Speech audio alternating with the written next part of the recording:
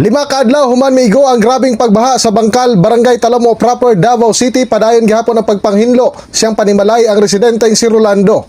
Tungod sa grabing danyos nga nasinati, dako ang tinguha ni Rolando nga mapalambo pa ang infrastruktura sa kanal o drainage silang dapit aron dili na masubli ang waong kalisod. Papo kung project ang pag-iisaran, sir. Mas gapo dyan, sir. Patasaan nila sa gawin, sir. Kaya halos tagadugha pang tubig diya karon eh. Paglampas.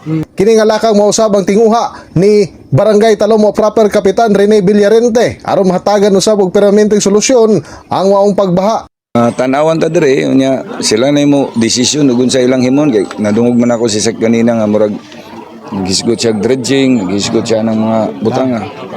Busa atol sa personal nga pagbisita ni Department of Public Works and Highways kun DPWH Secretary Vince Dizon sa mong lugar, wala nini mapungan nga ipagawa siyang grabing pagkadismaya batok sa pipilak mga opisyal sa DPWH tungod sa kakulang sa dinalian nga aksyon aron maminusan unta ang epekto sa pagbaha. Galit ako kasi meron na pagang pagpapataas nung dike doon, mga mas mataas ng 2 metro.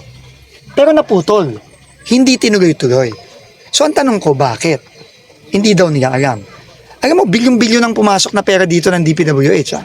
Gawa sa pagtaas sa dike o proteksyon sa suba, gimando usab ni Secretary Dizon ang dinalian nga pagpahigayon og dredging o ang pagkalot sa Talomo River aron dili na musaka ang tubig baha. Ginawa from 2019 to now, hindi man ngang tinaas ito. Hindi nag-dredge. Zero dredging, 10 years. Negligence talaga yun. Sa kasamtangan, padayon usab nga ginakonsolida sa lokal nga panggamhanan sa Davao City ang tibok datos aron masuta ang eksaktong ihap sa mga pamilyang apektado ug ang kinatibukang danyos sa netabong pagbaha niadtong Hulyo 24 nga dala sa kusog nga ulan tungod sa habagat. In the heart of changing lives, ako si Brigada Julius Pacot alang sa 93.1 Brigada News FM Davao, The Music and News Authority.